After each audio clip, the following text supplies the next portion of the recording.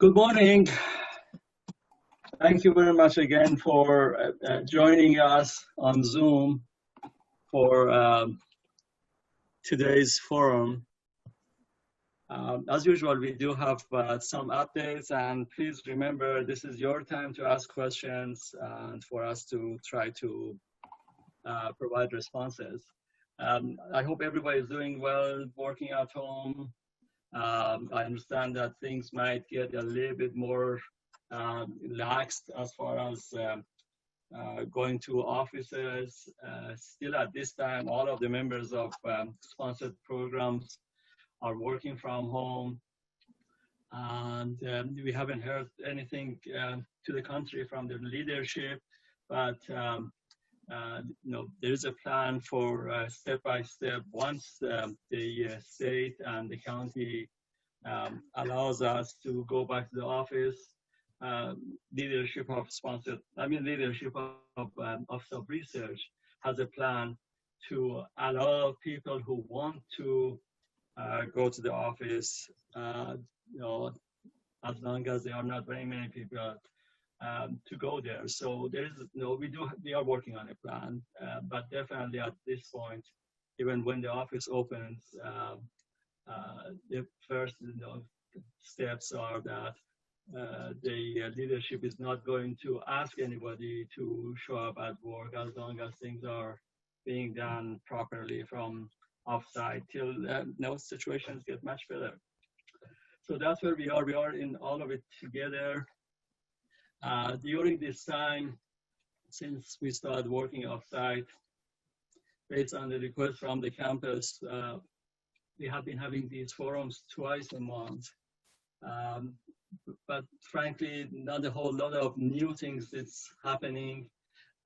Starting from next month, from June, we would go back to our monthly meeting rather than twice a month, the fourth Wednesday of the month, next meeting being June 24th.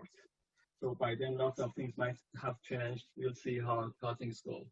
But that's where we are right now. Let's see.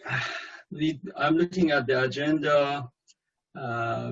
We are, as usual, we have updates from different parts of sponsored programs and accounting. And we'll see if anybody else has anything else from other parts of Sub Research that they might want to talk about.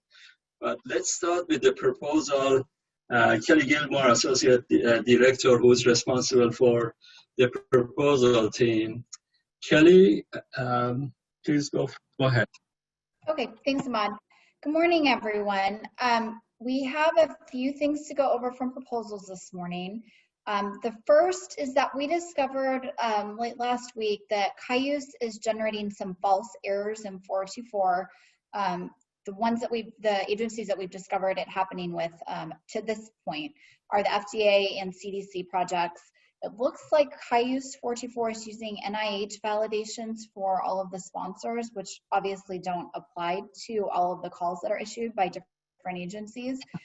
So some of the validation errors we're seeing for those proposals are indicating that the project descriptions are too large, or that Executive Order 12372 applies, or with using Form F for human subjects and choosing NA from the dropdown, we're seeing an error with that.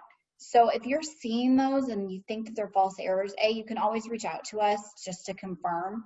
But please assure PIs that they are false errors and they're not going to cause submission issues, as long as the error is not valid within the FOA call. The Cayuse Help Desk is aware of this, and we're going to be working with Cayuse to try to resolve it. But just in the meantime, please be aware that it is happening. We are aware of it. They tend to be false errors, but always reach out to us if in doubt.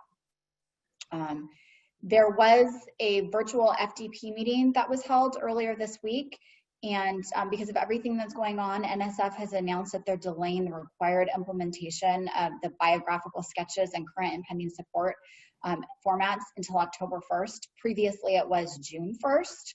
Our tip sheet on our website has been updated to reflect that information. And we encourage you to use those formats. If you've been using them, please don't stop, but just know that the mandatory requirement is not kicking in until October 1st.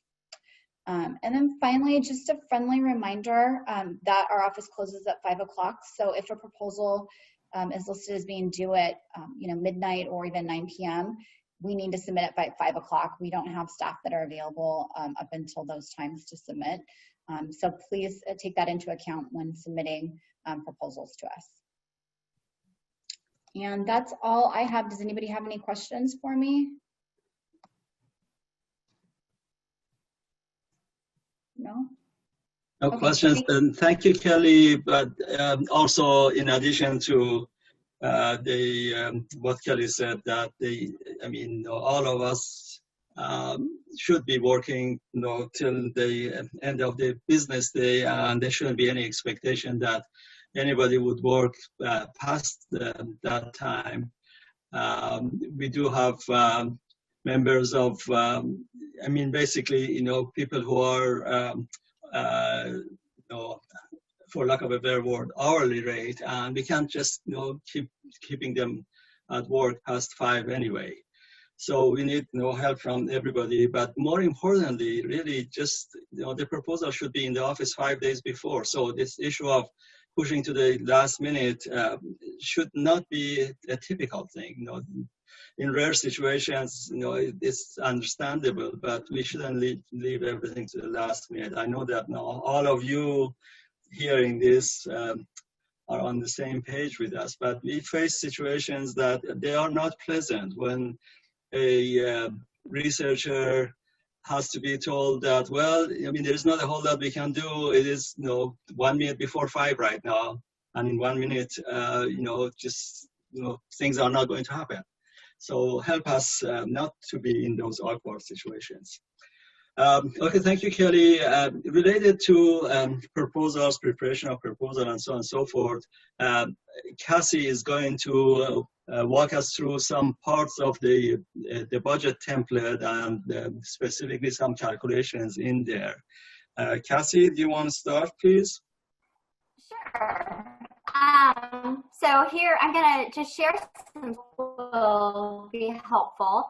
And our goal here, Elisa, Bun, and I were hoping to just kind of share some information to help you in using our Office of Research budget templates to calculate the base salary.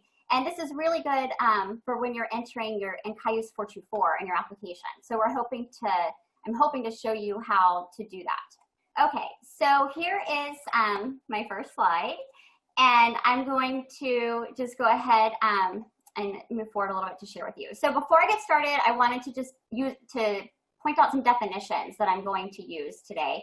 So one is the annualized salary. And the annualized salary is a person's total possible salary over 12 months. And it's important to note that this could be more than they actually earn. Their base salary is the salary that a person actually earns. And escalations are increases in amounts earned between years. So we often see these included for merit increases.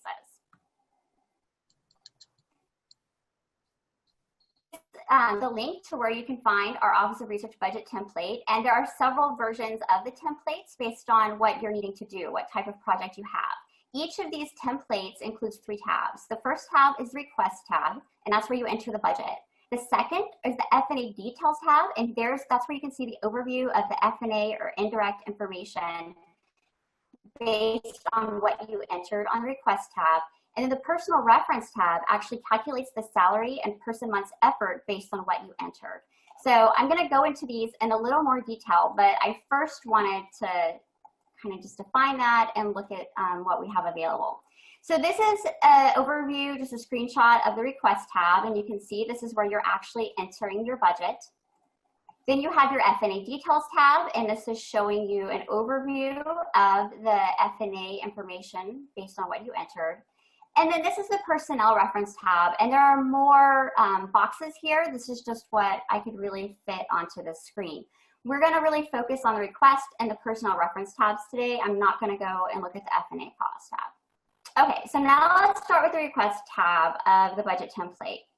if someone has a 12-month appointment, you're going to enter the salary in the base salary field, which is right over here. Let me just go back one more. However, if they have a 9 or 11-month appointment, you're only going to enter the base. So if someone has a 9-month or an 11-month appointment, you're going to enter their base salary here and then their summer salary here, and the total will calculate. And this is the annualized salary. We'll look at this at a more close-up look in a moment. I just wanted to point that out. If they have a 12-month appointment, you'll just enter the information in the base field, and that will be the same as their total salary.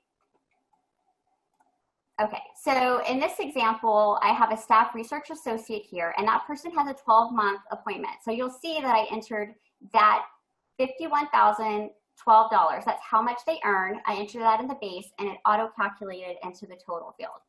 Over here, I've entered the base salary for our PI, as well as their summer salary. You'll note that I'm showing you, you can enter the formula directly in the field so that it will calculate for you. And then that will calculate the total. In here, I actually have 2 line items for the PI because the PI is going to commit a different level of effort in the academic year and the summer months. And I want to calculate the fringe benefits more precisely. So that's why I've entered it that way. That's not a requirement. Let's look at the OR budget template request tab. You'll enter the percent effort on each line. So you'll see I have my 3 personnel that I'm going to have on my budget, and I've entered their effort for each of those periods. Again, this is their annualized effort, and it's based on percent. Then you're going to select the salary basis and type. This is really important because it's going to be reflected in the base salary and the person months effort on that calculations, on the calculations that are done on the personnel reference tab. So it's very important to enter that correctly. And again, we're on the request tab. The other thing you want to do is the very request tab, there right underneath the proposal due date, a little bit below that, you're going to see an escalation field. And here you want to determine if you're going to do your escalations based on fiscal year or project year. If you're not going to include any escalations, it really doesn't matter. But if you are, you want to escalate by fiscal year. So that would be that you would have escalations based on June 30th to July 1st. Or you can do it based on the project year, and then it would be based on your project period dates specifically. The next thing you want to do if you're going to include escalations in the salary is you want to indicate how much you're going to escalate by. So if you're going to escalate all the salaries by the same amount, you can leave it on multi, and then you'll indicate those percentages on the actual personnel line items. However, you can also select the same thing to the same percent to escalate by. I'm going to select 3% because that's the most common one that we see. Because I selected 3% to escalate all the salaries by, that escalation field is blank. So we're back over under the personnel line items. However, the salaries are being escalated by 3% as I selected. And you can see that down on the second screenshot. This is the right side of that personnel reference or the personnel line items on the request tab. This is to the far right, it shows you the salaries. And you'll note that they are each escalating by 3% as I indicated and based on the fiscal year. If I changed it to project year, the amounts change slightly, and you can see that reflected here. So you'll want to determine if you're going to escalate by fiscal year or project year.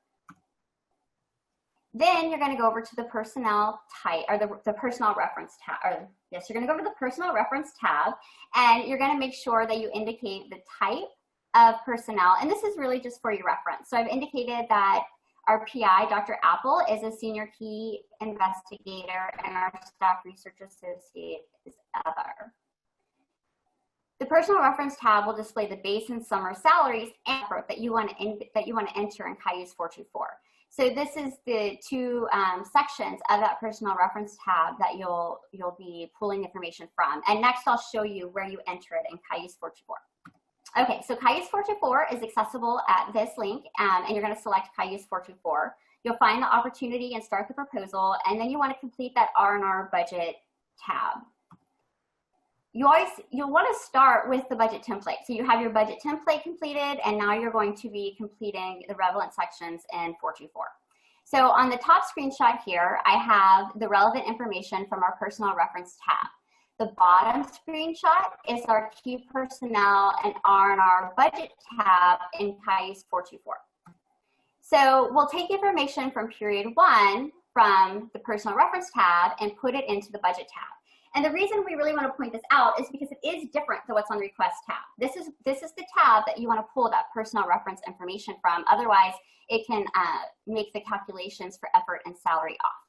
So I indicated we have the 2 lines. So we're going to be for the PI. So I'm looking at them both, but you'll see it's the same information because this is the base salary. So you'll enter it, the base or AY salary into the academic salary for in the application, in the 424 application. And then you'll do the same with the summer. And you do that all the way down for each of the periods that the PI is on.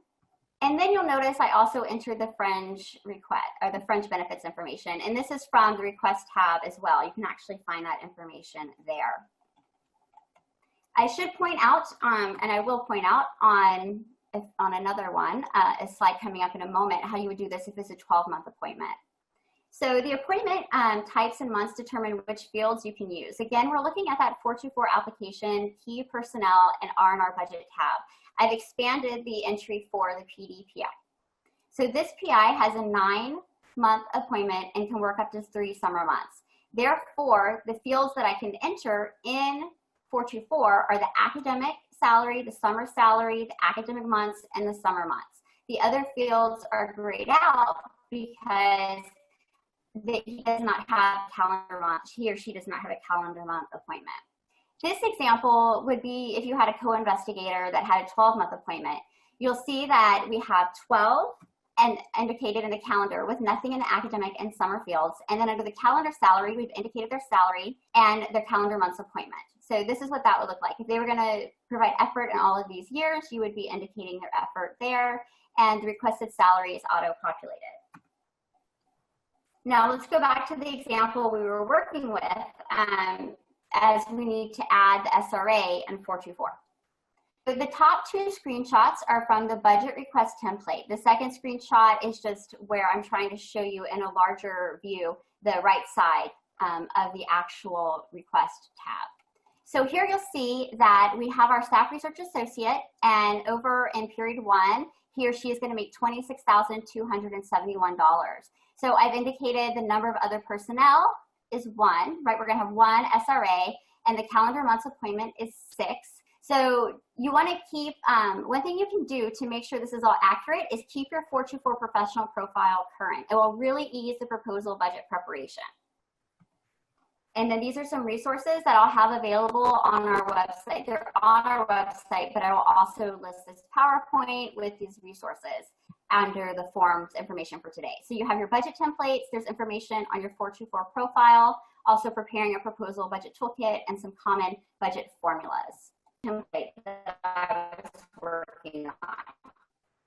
Down here on the bottom is the person reference tab. And over here to the far right, you have your person months effort for your agency forms. So what you would enter for period 1 for your PI is actually 1.36 because they are committing 0.36 effort in the academic year and 1 in the summer. This is where I got the information for the SRA for their 6 person months effort. Okay. So, does anybody have any questions for me?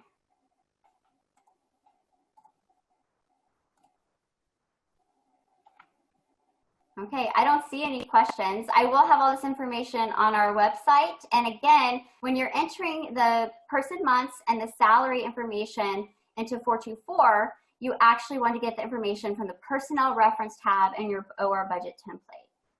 Okay, so I see I have something here. So thank you, Elisa, for making the great budget templates and updating them frequently. I second that. Elisa's awesome at doing that. Sometimes the academic faculty might not take the full 3 summer months, as I mentioned on the first slide. So their actual earning could be less than the annualized amount. If so, the base for the percent effort will be larger. Is that okay? So let me see if I fully understand this information. So first of all, I want to point out that on our website, I have some quick video tutorials on calculating the annualized effort. So let's say you have someone who has a 9-month appointment and they're going to work 1 summer month. That would be your base, right? It would be the 10 because that's the full amount of time they would work. So when you're annualizing that, you would use that 10. However, if they have 9 and they work 3, then the base is 12. So I hope that explains it. But please check out our website. Elisa and I have some great tools, and we also have a proposal budgeting basics class coming up on a Thursday.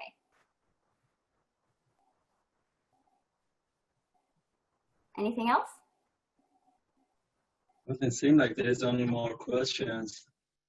Thank you, Cassie. And somebody mentioned Elisa. I just want to make sure that everybody know that even though in some areas this work in the budget might seem a little bit complicated, this is much better than what we had before Elisa put this template together, which was nothing really. When you were putting the budget together, you were on your own to create the budget, pull all this information together. And several years ago, Elisa generated this template that she's keeping updated as things change, things such as indirect that actually hasn't changed for some time now. But anyway, the bottom line is that it's a great tool. The latest update is always on the web, and thanks to Elisa, we have this tool to use. If nothing else on that, we can go to the next one. Next presentation we have is by Grace, Associate Director on the award side, giving some updates regarding issues in that area. Grace? Hi, good morning, everybody. I also am passing on some information from the FDP session held remotely. FDP, for those who don't know, stands for Federal Demonstration Partnership. It's a group comprising federal agencies, some research institutions, and faculty members. And the idea is to streamline processes and to eliminate administrative burden. So in light of eliminating administrative burden, NIH in the last FDP meeting wanted to pass on that that faculty members are to address research delays due to COVID in the progress reports. There's no need to send a separate email or a separate letter detailing these delays to the program officer. Please include that in the progress reports. That's how they will get it. And also in light of that, as we have talked about in the last few weeks, salary charges on grants are allowed in accordance with institution policies. And a lot of federal agencies have all been on board with that. Now, some program officers or institutes or centers, NIH, ICs, institutes and centers, or some other federal agencies, they might ask to see a copy of the institution policies that allow us to charge grants to charge the grants as we have. So if that is the case, if you get any questions or pushback about wanting to see copies of our institution policies, please contact me. You can just email me directly, and we can direct you to the right policies to cite. Okay, so as you start to include these in progress reports, as these charges are being seen, if you get any questions or comments about our institution policies, I will be happy to show you. And right now, I can't just tell you what they are because it depends on what you're charging, okay? So anyway, I just wanted to make sure that you know that we are a resource if these questions come up. All right, that's it for me. Are there any questions?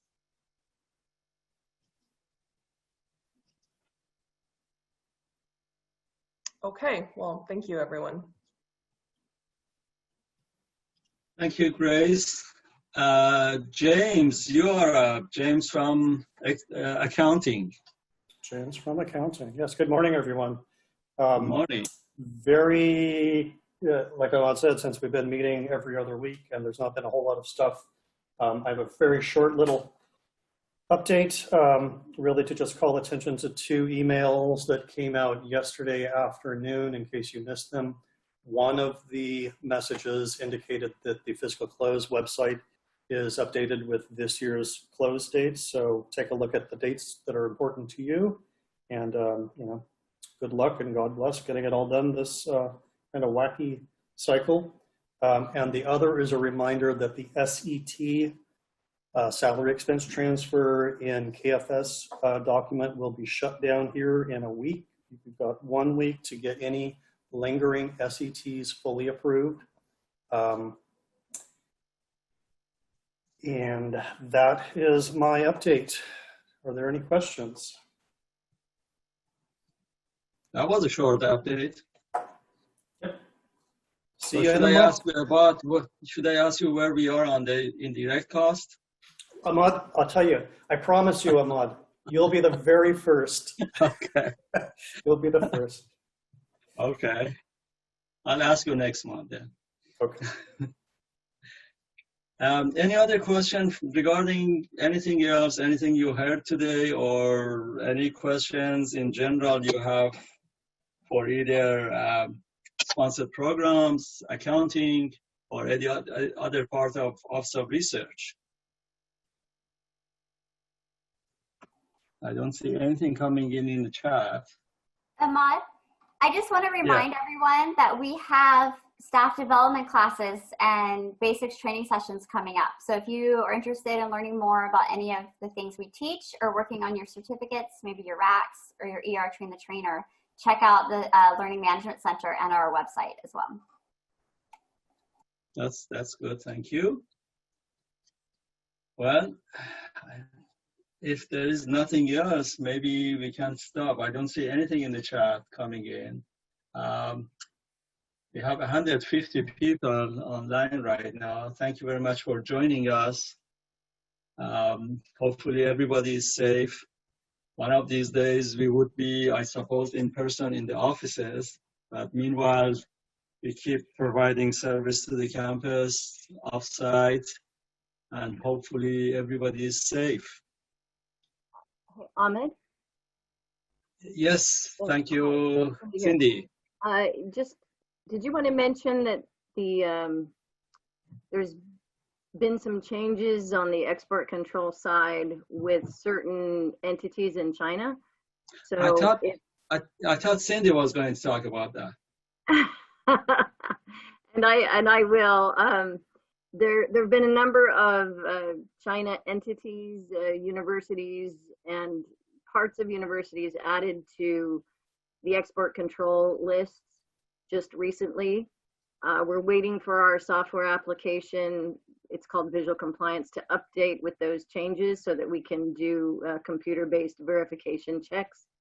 So I just wanted to alert people that if you have Chinese collaborators or institutions you're working with, you might want to consider checking in with Craig Ellison or Jessica Trask and their team to make sure that there's no additional licensing requirements or steps. I see Craig just logged on.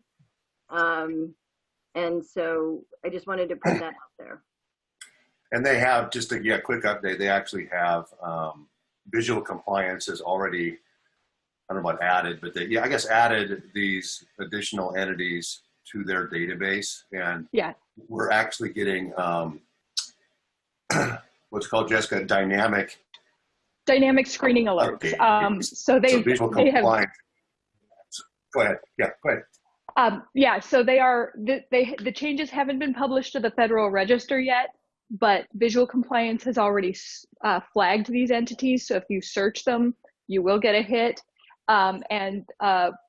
Folks that have screened them through Visual Compliance in the past may be getting emails over the, you may have gotten one already that will allow you to look back through your records and identify the agreement or engagement that involved this entity.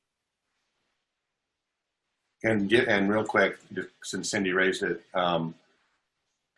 the fact that these entities are now on what is called the restricted list, basically what that means, kind of in general terms, is it's not that we can't necessarily have collaborations with these entities, but it imposes additional requirements for certain activities such as shipping physical items, proprietary information, and other aspects that is kind of complicated and actually not necessarily consistent with common sense. That's why we look at these things kind of on your behalf. So, but there may be instances with these institutions that will require additional licensing versus what may exist now. So that, yeah, so thanks for raising that, Cindy, just kind of a heads up.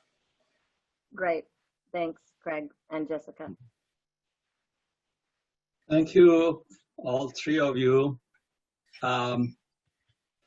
Let's see, I have seen the list. There are like 24 entities on the list there. And as Craig said, just if anybody encounters them, our compliance team will be able to help. Anything else for anybody? Okay, if not, we will get together again on June 24th. Take care and stay safe. Bye-bye.